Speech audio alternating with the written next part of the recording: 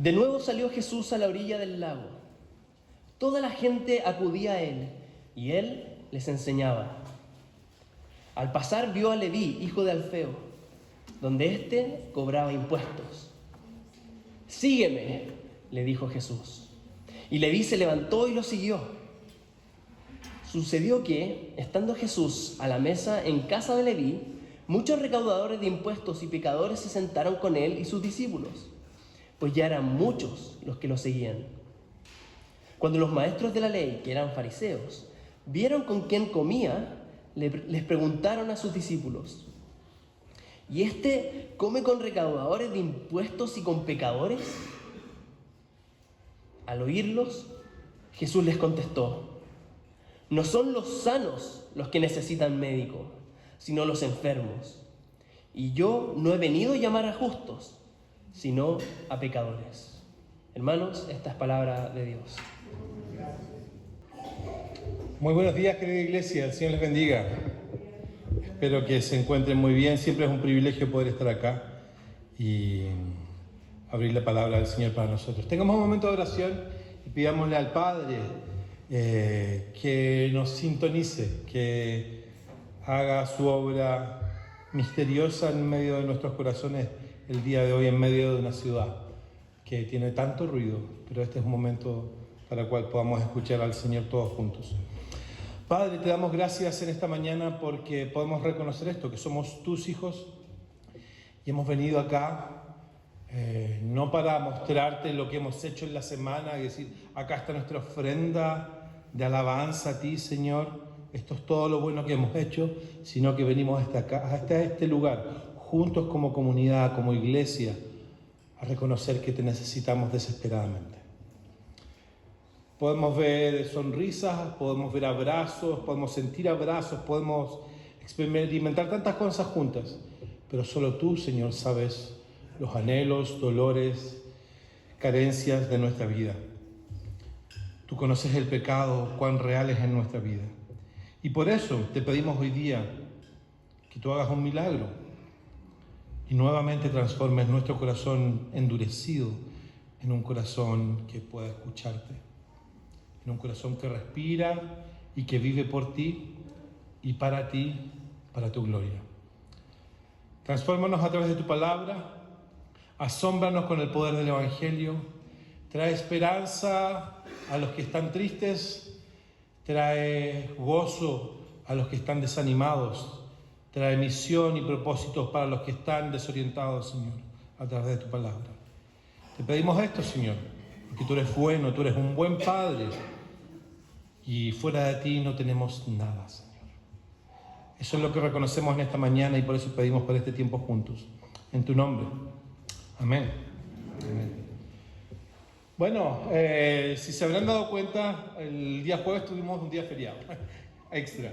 Lo tenemos hace mucho tiempo ya, pero es el día que se celebra el Día de las Iglesias Evangélicas acá en Chile, el feriado nacional de las Iglesias Evangélicas, y también se hace en ese día, me imagino que también lo sabes, y si no lo sabes lo podemos ver rápidamente, es porque el 31 de octubre de 1517 el monje alemán Martín Lutero hizo un acto que revolucionó la historia y la época. Él publicó sus 95 tesis en la abadía de Wittenberg, en Alemania. Y estas 95 tesis eran una serie de propuestas para un debate académico, él lo hizo, en el cual Lutero criticaba las indulgencias y el abuso de poder dentro de la Iglesia Católica en ese momento. Lutero no tenía la intención de romper con la Iglesia, sino de iniciar reformas prácticas que consideraba estas prácticas que estaban distorsionadas. Por ejemplo, como la comercialización de la gracia a través de indulgencias. En sus tesis argumentaba que solo la fe, el arrepentimiento sincero podían llevar a la salvación, rechazando la idea de que el perdón pudiera comprarse. Este evento generó una gran polémica y rápidamente se difundió por Europa. Y gracias a la invención de la imprenta, lo cual permitió que estas ideas alcanzaran una audiencia aún mayor y provocaran una profunda transformación en la estructura eclesiástica y la teología de la época. En esa época, En el tiempo de la Reforma, en el siglo XVI, la Europa de ese tiempo estaba dominada por una iglesia católica que ejercía poder y influencia en todos los aspectos de la vida social, política y espiritual. Las estructuras estaban marcadas y Lutero empezó a cuestionar la autenticidad de su enseñanza y por eso llegó a estas convicciones. Finalmente, este acto a Lutero en el año 1521 le costó su excomunión de la Iglesia Católica.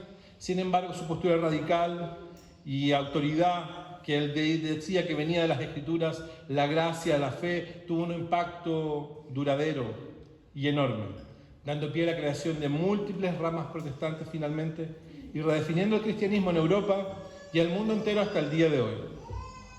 La Reforma, que es lo que celebramos el 31 de octubre, permitió el acceso a las Escrituras de forma libre. Antes no existía esa posibilidad. Solamente el clero educado y las altas castas tenían acceso a la lectura y al poder acceder a la Biblia fundamentalmente.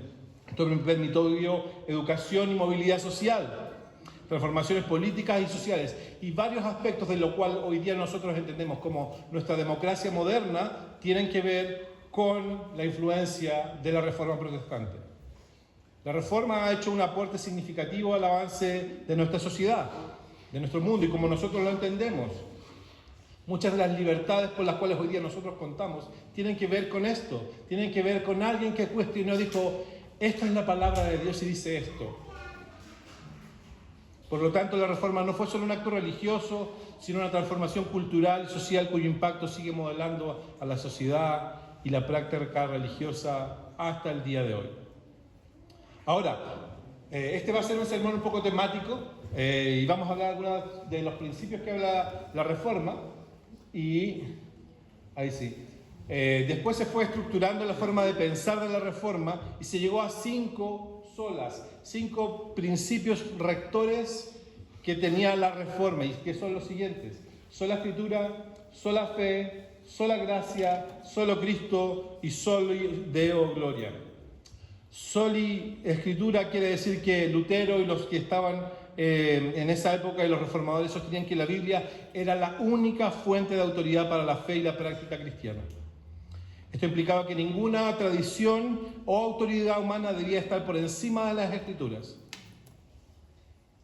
El hecho de que la Biblia fuera traducida a la lengua vernácula, que se llama a la lengua del pueblo, permitió que la gente pudiera conocer y que le hiciera sentido que no había nadie más arriba que la autoridad de la palabra misma.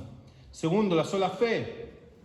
En contraposición a la doctrina católica que promovía la salvación mediante las obras, los reformadores difundieron la idea de que la justificación, la idea de ser justos, considerados justos ante Dios, se obtenía solamente a través de la fe en Jesucristo. La salvación no podía ganarse, solo la fe en Cristo era suficiente. Y por eso es a través de la gracia, sola gracia. La salvación es un regalo inmerecido de Dios y no es algo que se pueda obtener a través de méritos personales. Esta enseñanza subraya la idea de la total dependencia de la gracia divina en lugar de los esfuerzos humanos. Solo Cristo. Los reformadores argumentaban que Jesús era el único mediador entre Dios y los hombres, que nadie podía interponerse en ese camino.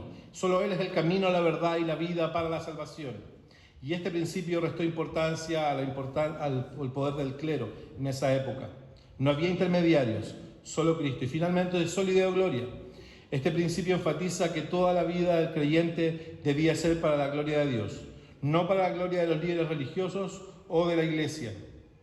Esta énfasis en la centralidad de Dios y su gloria también contribuyó a un sentido de libertad individual en la práctica religiosa. Ese es el aspecto de la clase del día de hoy que hemos tenido. La Reforma tuvo muchos aspectos, pero no solamente fue religiosa, sino que fue una transformación cultural y social que sigue moldeándonos hasta el día de hoy. Ahora, para nosotros en el año 2024, en Santiago de Chile, 507 años después de este proceso revolucionario, ¿qué significa para nosotros hoy la Reforma? ¿Qué significa para nosotros hoy? Vamos a tener esa idea ahí dando vuelta y la vamos a dejar, como hay algunos en la película Bolt, dicen vamos a colgar esta idea acá, la vamos a dejar ahí reposando. ¿Qué significa para nosotros tener esta idea de que la reforma fue significativa para nosotros? Ahora te quiero hacer una pregunta, pasando a otro aspecto. Sinceramente, ¿cómo han sido los últimos 5 años para ti? Desde el 2019 en adelante. ¿Cómo ha estado tu vida? ¿Qué ha pasado en tu vida desde el año 2019 en adelante? ¿Cómo ha sido esta experiencia? ¿Cuáles han sido las crisis, los problemas, inseguridades, éxitos y fracasos de los últimos 5 años? Quizás puedas remontarte a marzo de 2020, que pareciera que fue hace una eternidad de tiempo, pero fue solo hace 4 años. ¿Qué estabas haciendo en marzo del 2020? Un inicio de año, las empresas están comenzando en el año, volviendo de vacaciones, las iglesias también están empezando a agarrar el ritmo, tú también, en los colegios están comenzando todo de nuevo, hasta que finalmente llega un evento que cambió todo. Yo me acuerdo que el viernes 13 de marzo del 2020, yo estaba en Sao Paulo, Brasil, estaba haciendo un entrenamiento con la organización que trabajo para plantadores de iglesia en una universidad en Sao Paulo, y era después del almuerzo, y estábamos en una sala, había no sé, unas 50 personas, y de repente estábamos comenzando, yo ahí dando mi mejor esfuerzo para que pudieran despertar después del almuerzo los tipos, estaban ahí, y de repente alguien abre la puerta, y dice, les quedan 5 minutos acá adentro, tienen que irse todos ahora ya. Hay un caso de COVID, que es esta nueva cosa que está dando vuelta acá en la universidad, y la universidad está cerrada. Así que tienen 5 minutos para irse. Y todos agarraron sus cosas, se fueron, y yo estaba en Sao Paulo, y mi vuelo era el otro día, para devolverme a Santiago. Creo que tomé de los últimos vuelos que se permitió salir de Brasil, y ya el domingo pude estar acá de vuelta en casa, pero me acuerdo que ese tiempo todo cambió, todo cambió. La enfermedad se hizo presente, la muerte, el encierro, la incertidumbre, necesidades, crisis económica, adaptación, distancia uno con otros. Y esas par de semanas afectaron la trayectoria de cómo estaban nuestras vidas. Y de hecho lo sigue haciendo hasta el día de hoy en formas insospechadas. Tal vez tenías los planes más ambiciosos para tu vida para esa época. Pero esa época marcada por crisis e incertidumbre hizo y es el que ha causado cómo estemos hoy día incluso. Quizás trabajaste, quizás le pusiste el hombro, quizás serviste y quisiste ir hacia adelante en medio del caos, en medio de la incertidumbre, pero quizás no sabías lo que estabas haciendo. Había que hacer algo, pero nadie sabía lo que había que hacer. Como ciudadanos seguíamos las instrucciones del gobierno, de las autoridades, de la iglesia, de tanta gente. Pero si tú fueras sincero y pudieras hacer una reunión de los líderes mundiales y que alguien le preguntara, ¿en verdad saben lo que están haciendo? Nadie te podría decir. Sí, nosotros sabemos lo que estamos haciendo porque esto ya lo hemos visto que ha ocurrido antes. Nadie sabía lo que estaba pasando. Desde mi perspectiva, ese ha sido el único evento a nivel global que ha afectado a todo el mundo al mismo tiempo y todo el mundo lo ha sabido. Es el único evento global que ha existido hasta el momento que todos sabemos que está ocurriendo. Por ejemplo, el COVID-19. Ese ha sido un evento global. Mis hijos van a poder hablar, mis nietos van a poder hablar con los nietos de una persona en Surinam y le van a decir, ¿te acuerdas la historia que contaba el abuelo que en un año el mundo se cerró? Ese es un evento global. Las guerras mundiales no llegaron a tener ese impacto. Acá en esta parte del mundo, nosotros y mis abuelos supieron a los 2 o 3 meses lo que estaba pasando por allá. Entonces, con ese contexto, en un mundo con un dolor real, con problemas reales, con corrupción e injusticias, con necesidades nuevas, con relacionamientos diferentes, con desorientación, sin saber qué está ocurriendo, ¿qué tenemos para ofrecer? ¿A dónde podemos ir incluso si es que nosotros mismos estamos desorientados o bien estamos confundidos o aturdidos por los golpes que hemos sufrido? Y el pasaje que leímos, y lo vamos a leer de nuevo, que está acá en Marcos 2:15, perdón, del 13 al 17, dice lo siguiente: de nuevo salió Jesús a la orilla del lago, y toda la gente acudía a él y les enseñaba. Al pasar lo vio Leví, hijo de Alfeo, sentado a la mesa de recaudación de impuestos. Sígueme, dijo Jesús. Y Leví se levantó y lo siguió. Mientras Jesús estaba a la mesa en casa de Leví, muchos recaudadores de impuestos y pecadores comieron con él y sus discípulos, pues ya eran muchos los que le seguían. Cuando los maestros de la ley, que eran fariseos, vieron con quién comía, preguntaron a sus discípulos: ¿por qué come con recaudadores de impuestos y con pecadores? Al oír esto, Jesús contestó: no son los sanos los que necesitan médico, sino los enfermos. Y no he venido yo a llamar a justos, sino a pecadores. Y esto nos lleva a preguntarnos algunas cosas. Post pandemia, post este nuevo reordenamiento de cómo funcionamos, ¿cuáles son los problemas, las situaciones que estamos enfrentando hoy día? En términos generales, los mayores desafíos que enfrentamos como creyentes y como individuos, no solamente como creyentes, tienen que ver con el individualismo, con esta idea de que yo soy la medida de todas las cosas. También con esta idea de que puedo crear y fabricar una espiritualidad de dimensiones manejables, un Dios al cual yo pueda contener, un Dios al cual yo pueda explicar, un Dios al cual yo pueda decirle: básicamente tú, Dios, tú vas a hacer lo que yo quiero. Un Dios de dimensiones manejables. Otro desafío potente quizá también para nosotros como creyentes hoy día es cómo tener una voz en medio de un mundo que no quiere escuchar el mensaje del cristianismo, o al menos no quiere escuchar cómo ha sido hablado el cristianismo hasta ahora. Uno de los principales desafíos que yo les digo a los plantadores de iglesia que me toca entrenar es decir: ¿cómo vas a predicar el evangelio con gente que decididamente te dice: yo no voy a poner nunca un pie dentro de tu iglesia? Ese es el desafío para los pastores. ¿Cómo vamos a predicar el evangelio a una comunidad que nos dice: yo no quiero saber nada de lo que ocurre allá adentro? Y hay dos posibilidades: o lidias con esa pregunta y buscas y ves lo que tienes que hacer, o la otra es: ok, si tú no quieres escuchar, yo voy a seguir al otro. Y voy a seguir al otro, al que me quiera escuchar. Pero ¿qué va a pasar cuando nos encontremos con esto de que la gente no quiera escuchar, no quiera saber de nosotros? Esos son algunos desafíos ambientales de lo que está ocurriendo alrededor nuestro. Y quizá uno de los problemas mayores que tenemos hoy día, dentro de los creyentes, es un problema que yo llamo de teología y de práctica, que es que tenemos esta idea que se llama amnesia del evangelio. Los que son antiguos, son viejos, por decirlo de otra forma, en los años 80 había un programa de televisión que se llamaba Happening con Ja. ¿Se acuerdan? No me digan que no. Por favor, síganme. Si no lo puedes buscar después en YouTube. Y había un personaje que era un clásico, que era el licenciado de la Mora. El licenciado de la Mora tenía una particularidad, que estaba conversando contigo y en algún momento pasaba cualquier cosa y le caía algo en la cabeza y perdía el conocimiento, y era una conversación absurda lo que ocurría después, porque a cada rato le caía algo en la cabeza y se olvidaba de lo que estaba hablando. Y creo que a veces nosotros somos un poco como eso. Paulatinamente nos hemos olvidado de algunas cosas.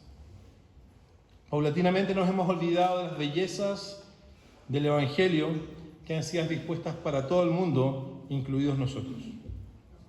Podemos escuchar sermones, podemos explicar elocuentemente la gracia maravillosa de Jesús, podemos orar, podemos discipular, y aún así nosotros mismos no estar siendo recordados por estas verdades refrescantes de la gracia y el amor de Dios por nosotros.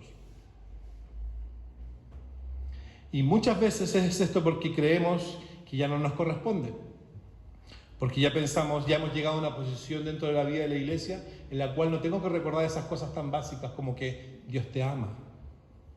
No, hay cosas más profundas, hay cosas más significativas.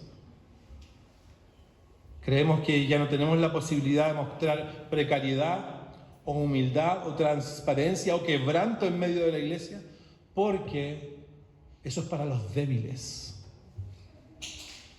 Eso es para los que han perdido la batalla con el pecado, la debilidad, el quebranto. Si te hago esta pregunta, ¿a dónde va tu corazón en medio del éxito?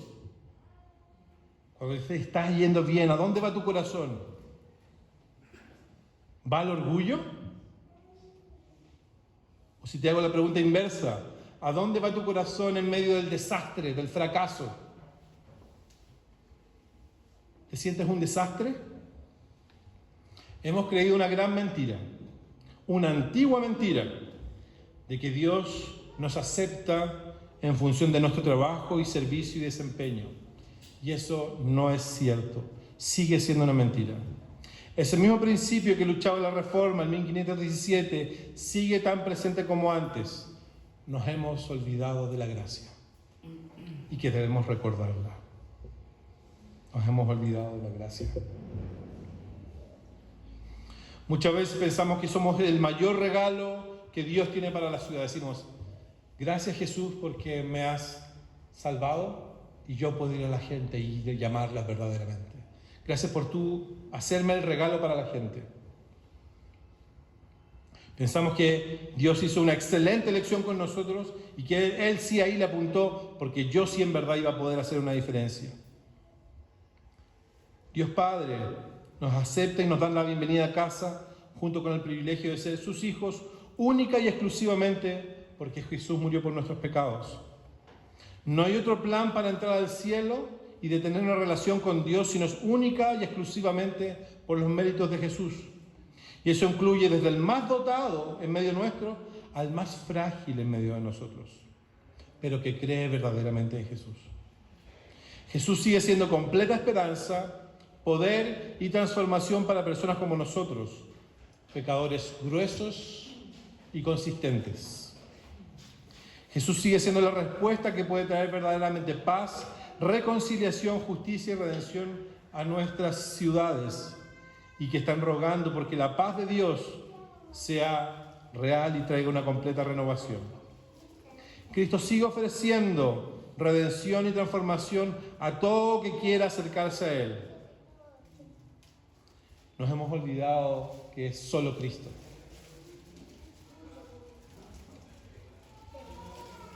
Entonces el mayor problema y desafío para los creyentes post pandemia no es acerca de programas o estrategias, sino es volver a recordarnos juntos que la mayor contribución que puedo hacer por la iglesia, por la familia, para mi ciudad y para mí mismo es ser renovado constantemente en esta verdad, en esta buena noticia de que Jesús sigue ofreciendo esperanza, consuelo para todo aquel que pone su confianza en Él. Esa sigue siendo la gran noticia, que seguimos siendo amados por gracia, sola gracia. En mi trabajo con plantadores de iglesias tenemos una característica que intentamos animar y buscar, y es la característica principal desde nuestra perspectiva que debiese tener un pastor o un plantador de iglesia o cualquier persona que esté involucrado en el ministerio. Y esa característica la llamamos vitalidad espiritual.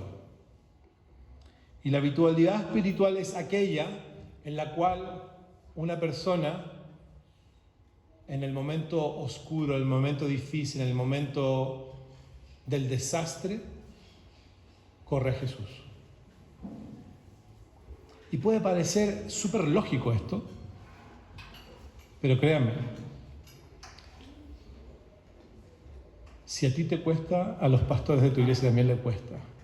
Que a veces en el momento del desastre, en el momento del caos, a veces a ellos también les cuesta correr a Jesús. Nos cuesta. Una persona con vitalidad espiritual es aquella que tiene la capacidad de recordar dónde está la fuente del verdadero poder, y ese es solamente Jesús. Cristo como su máximo galardón, y tiene una fe recurrente en Él. Solamente fe en Jesús. Esa característica de la vitalidad espiritual, que no es solamente para los líderes de la iglesia, también es para nosotros, Reconoce que somos débiles, que estamos quebrados, que hemos sufrido, que estamos cansados.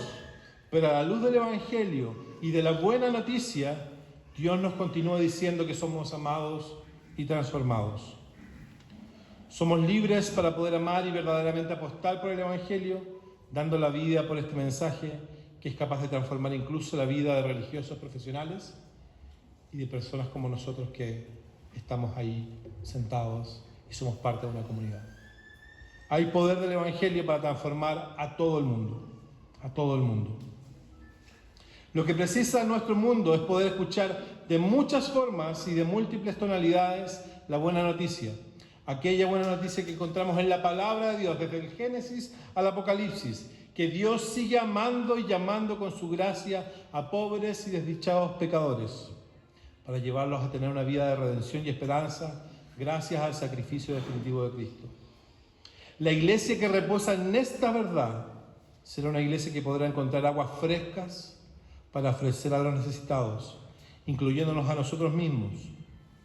Una historia maravillosa de redención, escrita en su palabra, inspirada por Dios y dada a su gente. La sola Escritura. Jesús sigue diciéndonos con verdad y urgencia, así como le dijo en el pasaje de Marcos, le dijo a Leví, a Mateo, el cobrador de impuestos, él le dijo, sígueme. Y Jesús hoy día sigue diciendo lo mismo para nosotros. Sígueme. ¿Qué significan estas palabras para ti hoy día? ¿Qué significan para mí hoy día que Jesús nos diga, sígueme?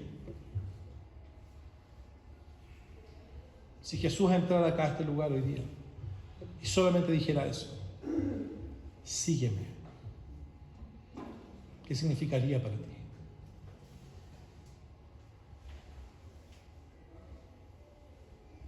Cristo y su mensaje de evangelio sigue y continúa siendo tan poderoso y revolucionario que hace 2000 años. Por lo tanto, ahora que estamos a 507 años de esa época, de la época de la Reforma, probablemente sería bueno preguntarnos si es necesario una nueva transformación, una nueva reforma en medio nuestro, pero que partiera con nuestro corazón, con nosotros. Una reforma que empiece conmigo primeramente, que ponga la Escritura, la palabra de Dios en el centro, que nos muestre a Cristo, nuestro Señor, el Hijo de Dios, único y suficiente para nuestra salvación, que por fe creemos que nada ni nadie nos podrá separar de su amor y que no hay otro camino, verdad, fuera de Él, que su gracia es la que nos permite tener una relación vital y transformadora, que es un regalo y que nuestra vida sea para la gloria de Dios en todo lo que hacemos, viviendo vidas audaces, gozosas, sabiendo que le pertenecemos, que somos habitantes de un nuevo reino y que le pertenecemos a este gran Rey. Que vivamos solo para su gloria, solo y de gloria. Ciertamente yo necesito una reforma de este tipo en mi vida. Necesitamos también una reforma de este tipo en nuestra iglesia. Sin duda. Sin duda. Ñuñoa necesita escuchar acerca de esta reforma. Santiago, Chile y el mundo necesita escuchar de esto. Que no estamos hablando de historia.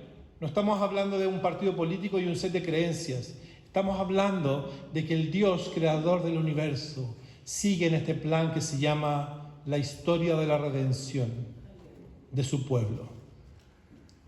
Y somos parte de eso. Y somos parte. Y el mundo va a creer, no por nuestras convicciones, no va a creer por nuestras posturas contra algunas cosas. El mundo va a creer al ver cómo nos amamos y al ver cómo nuestra vida refleja el carácter de nuestro Rey. Hay una ilustración que cuenta de que en la medida que vas creciendo con Jesús, tus brazos se van abriendo más a la gente para amarlas como verdaderamente Jesús las ama, o básicamente se está cerrando. ¿Cómo lo estamos haciendo? Y quizás no sabemos cómo hacerlo. Quizás tenemos dificultades. Quizás no sabemos. Quizás estamos desorientados. Pero es en ese momento que Jesús vuelve nuevamente a la escena y dice, sígueme. Y si el Rey del universo, que ha probado ser el Hijo de Dios, te dice, sígueme, ¿cuál va a ser tu respuesta? Y por segunda parte, me encanta que este pasaje también nos hable en medio de esta controversia que ocurrió ahí con los fariseos, que Jesús diga y tenga la desfachatez de decir, no son los sanos los que necesitan médico, ustedes que creen que son sanos, sino los enfermos. Yo no he venido a llamar a justos, sino a pecadores. Y nosotros somos una reunión de pecadores. Y no nos alegramos de que somos pecadores por eso. Nos alegramos que somos pecadores amados por el Dios creador de los cielos y la tierra, que está disponible a transformar nuestro corazón, nuestra vida, nuestra forma de pensar, nuestra forma de amar, nuestra forma de cómo servimos, de darnos incluso la creatividad necesaria para alcanzar incluso a personas que nos dicen, yo nunca voy a poner un pie acá adentro. Pero Jesús dice, eso no es lo que yo te pido, que pongas un pie acá adentro. Yo voy a ir allá afuera a decirte que hay esperanza y vida, porque mi Rey me lo ha dicho y he visto cómo Él puede transformar la historia y lo va a seguir haciendo. Y por eso vamos a seguir predicando fielmente, por eso vamos a seguir animándonos, por eso nos vamos a seguir tomando de la mano y llevándonos no hacia donde estoy yo, sino vamos juntos a donde está Jesús, porque solamente en Él hay vida eterna para los creyentes. Y vamos a salir y apuntar al mundo y decirles, ¿saben qué? Vamos a ir donde está Jesús, porque solamente en Él hay palabras de vida eterna. Solamente en Jesús hay esperanza.